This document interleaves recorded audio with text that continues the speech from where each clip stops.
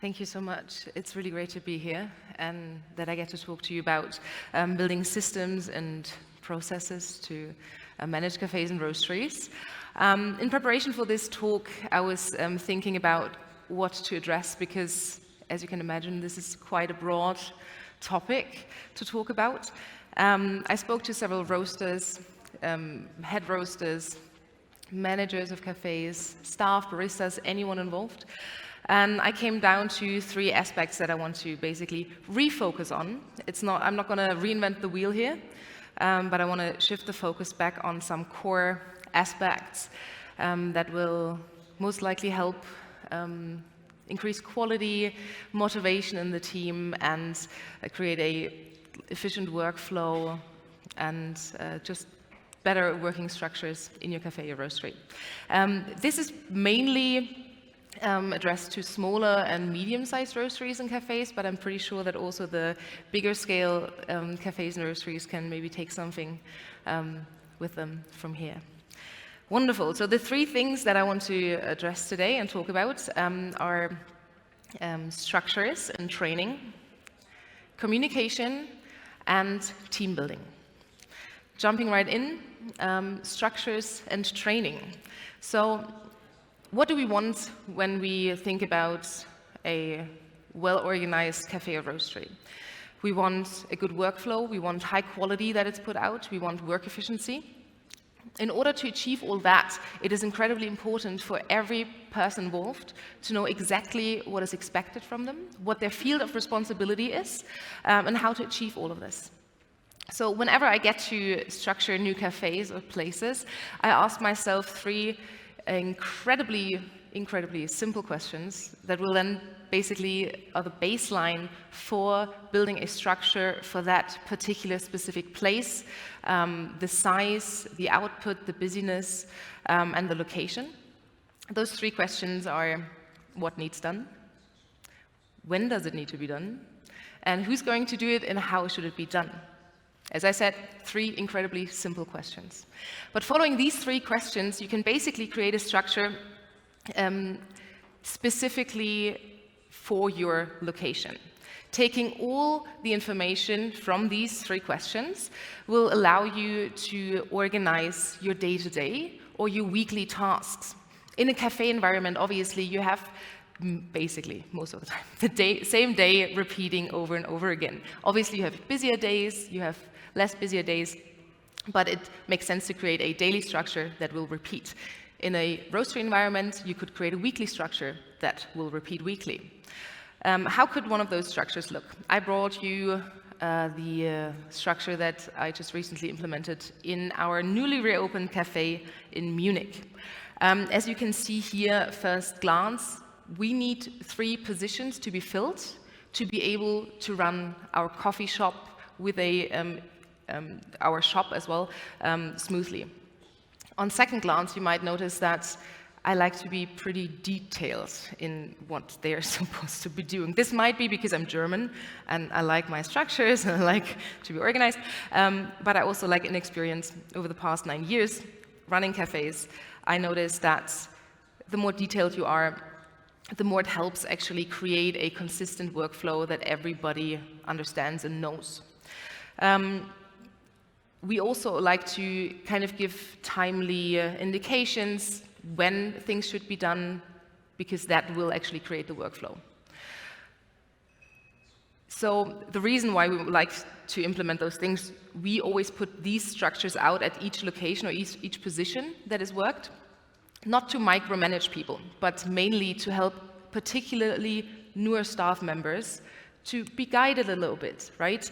We all know, we all started out in coffee at some point, and if you started out in a roastery or a cafe, it is overwhelming at times. The information that you get, it can just be a bit overwhelming. So having something there for your team to be able to go back to will help them to focus on their task at hand, because they won't worry that something is forgotten. They have a guideline, they have basically a little safety net that they can fall back into, which is very, very helpful.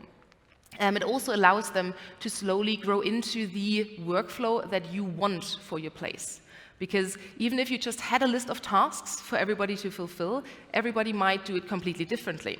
This is counterproductive if you have really, really busy days and busy times, because a second person cannot just jump right in and help you out, because they have to then understand what their particular workflow is. Yeah? This is why we like to be fairly detailed. It works quite well.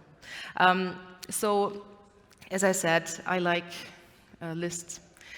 We accompany those structures with more lists and tasks that don't need to be done on a daily basis, obviously. So it's tasks on a weekly basis or the monthly basis, which we refer to in our structure, so they won't get forgotten. But this is a way for them to manage their own time during the day, because we can't say when is going to be a good time to defrost the freezers. You know, they know, they work the floor, they know their place, their space, not their place. So yes, we always accompany those structures by lists.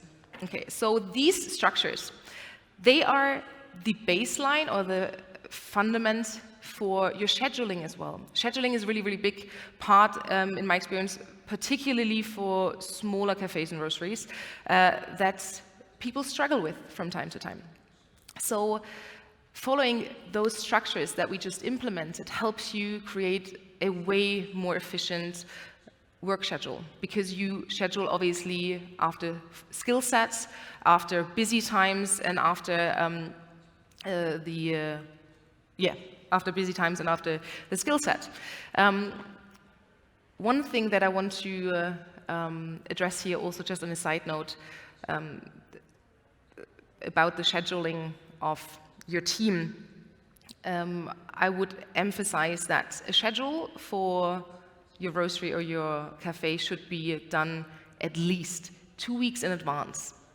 This will not only help you actually plan ahead for yourself, for your place, but it also shows that you value your team as human beings. They're not existing just to work for you. I hope they love working for you, but they have their own life. Putting out a schedule Sunday afternoon for the following week is not gonna help you create a long-lasting team. Yeah? Value their time as well. So when scheduling, following the structures that we implemented, just make it long-term. These structures are also gonna be the foundation for your training program, which brings us to the kind of the next topic, staff training. Me as a trainer, that's my main job, so I have, I think, some insight. I divide that into 2 parts: training new staff and continuous training of already existing long-term staff, both equally important. Let's start with the new staff trainings. So new staff training is particularly in the cafe business, or like if you just start out in coffee, it's quite like a information overload. So creating a gradual build-up of skill set and knowledge is very helpful to deepen the skill set actually, and to create more knowledgeable and more informed team members and staff members, allowing them to slowly grow into the position without actually just giving them the entirety of skills in a month or so. That will just end in chaos, and it will probably decrease the quality of product that is put out. So creating a training plan with theoretical knowledge and practical knowledge, putting them into those positions where they get to observe other positions from like long-term staff, where they can already get adjusted to the workflow without them having to actually work in it straight away, is a very, very helpful thing to actually create a really deep set of knowledge. Higher quality reduces stress in team, improves workflow and efficiency. Let's not forget about long-term staff though, because they are unfortunately often forgotten. It is incredibly important, specifically in coffee, to keep on top of things, because things are gradually changing all the time. So it's not new information only that comes in all the time, but also you need to be on top of things, of your own skills, obviously. If you work a day-to-day in a cafe and a roastery, you might lose some skills. So regular cuppings, like working with the product, getting involved with it. Very, very important. It also shows a acknowledgement for their work to actually put the effort into their continuous training and not just give them the baseline and then, okay, go for it, go with it for like the next 5 to 10 years. Yeah? Helping them grow in their professional goal and their professional work and grow within your team, within your company. Right, so the next part is incredibly important, communication. Communication is one of the aspects that has been addressed in my conversations with roasteries and cafes mostly, and I will divide that into 2 parts. Communication, why is it important? It will define the work environment you're in. It addresses and prevents and maybe solves the problems. And it also, obviously, baseline, it shares the information that is necessary to do the job. Creating clear and consistent channels of communication is incredibly important. This could look like a regular meeting. Regular meetings have the big plus that they also add the human interaction into the whole scenario, which means you create a more team bonding experience if you have regular meetings. It also allows to direct communication. It allows direct discussions. It allows feedback. It allows their thoughts, their opinions on the matter. Yeah. So this is just a really, really great way. I would encourage anyone who has the means and the time to do regular meetings, because it also keeps the staff and the team on their toes a little bit, right? If we don't have team buildings, don't get together for a long period of time, things just kind of slack off a little bit sometimes, right? So team meetings are an incredible way to process information, also share information. This is very doable for smaller teams. I'm very aware that if you have a really, really big team, it is incredibly difficult logistically to get everybody together on a weekly basis. I would still encourage to do that maybe once a month, because the actual aspect of feeling like a team because you come together as a team is very, very underrated, and those small things can make a huge impact on how the team feels in the work environment. Yeah? There are other ways, obviously, other than regular meetings. I personally like the meetings, but I have a small team, so that's very doable for me. I still accompany that by some written summary of what we discussed, or through communication apps, emails, lists. I love my lists, as you can already tell. In a bigger team, this is a very, very good way, particularly team communication apps. There's WhatsApp or there's Slack, where you can create particular channels addressing specific topics so nothing gets lost in the wave of information. You can address particular groups of your team. You can set priorities. I use that as an addition to the team meetings, because we don't want anything to get lost in translation. We don't want any misinformation. We don't want anything remembered wrong. So putting everything in writing, again, just is a security blanket for everybody. Being able to go back to what you discussed, to the results you came to, is a very important factor to create stability within your team, and to obviously make sure that everybody has the same information and can work on the same basis. Yes, so whatever you decide to choose as your way or form of communication, be consistent. If you change your way of communication, particularly in smaller environments or teams, I've experienced that a lot. If you change your way of communication a lot, this will just create uncertainty. It will definitely lead to information being missed, not everybody having the same information. It will lead to misunderstanding, or it could even lead to some friction amongst your team, depending on who you gave the information to, right? So being consistent in your form and way of communication means that you basically create trust for your team, security for your team. They know exactly if they're missing information, they know exactly where to go to and where to look for that information that is necessary for them to do their job.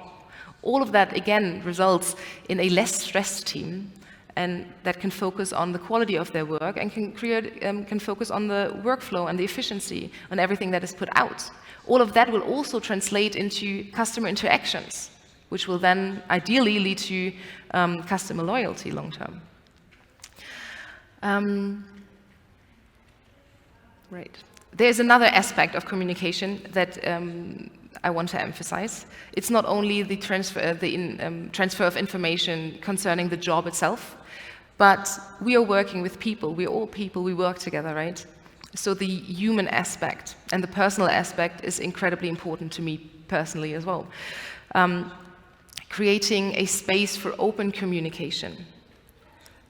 Listening to everybody in your team, because every word and every thought and every opinion is valuable and should be acknowledged, right? Creating that can obviously create like a very bonding experience. If you have employers that you feel safe and happy to talk to, if you have a problem or an idea or a thought, that obviously is a completely different work environment than experiencing like doubt or fear going to like a superior, talking about things. At the same time, you also get, and that's a plus, you also get to know your staff and your team. You get to know their personal goals, their aspirations, their professional goals. This gives you the chance to, in one way or another, try to incorporate that into their work experience with you. You can create, or you can help them grow within your company, which will then obviously lead to, or basically be an incentive for them to stick around if they feel like they can grow within your company and grow within you, right? So the personal aspect of communication is incredibly important to me. Value your team members. Acknowledge their ideas, their thoughts, their feedback, because that will help you as well grow in your position. Because you're building, or I build those structures, I need their feedback to be able to see if it works or not, right? Yeah, so listen to your staff. Everybody, every human being wants to be seen and heard and valued.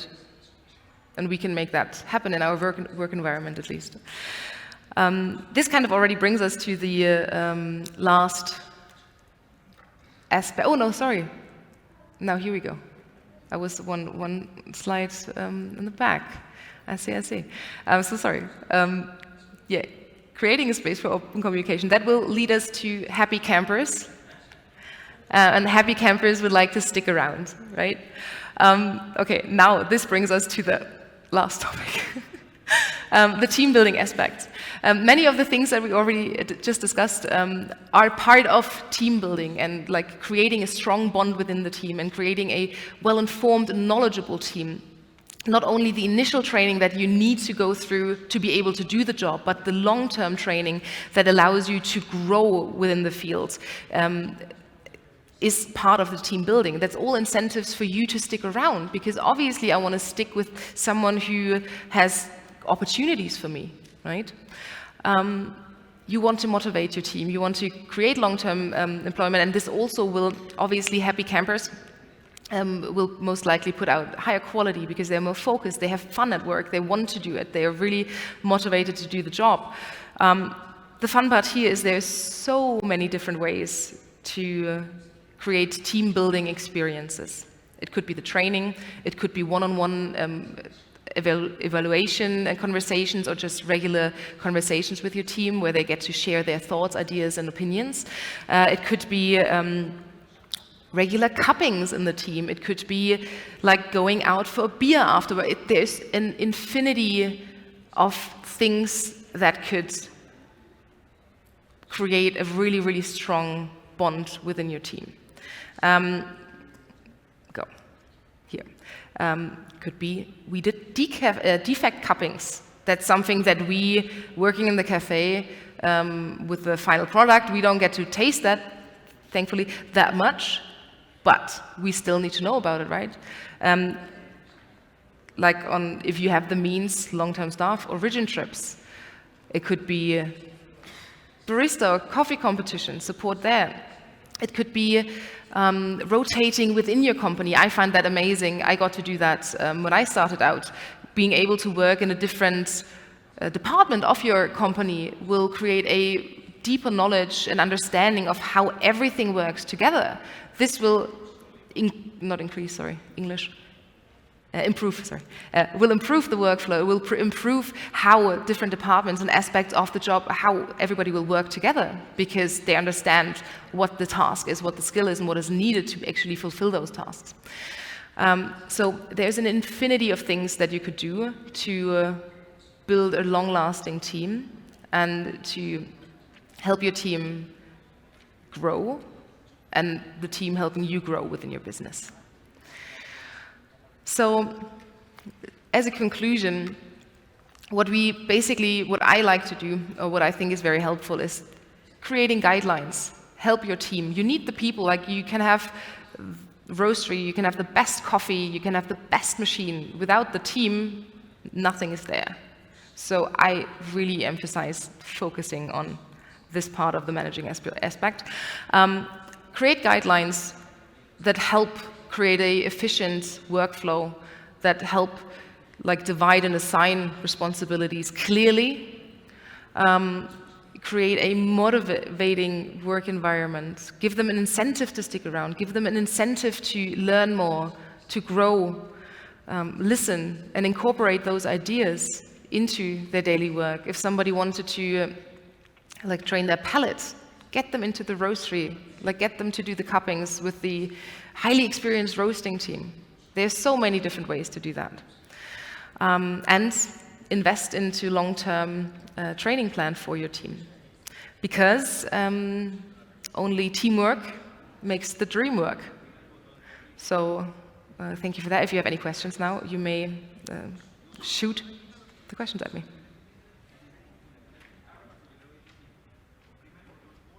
Well, that's fine.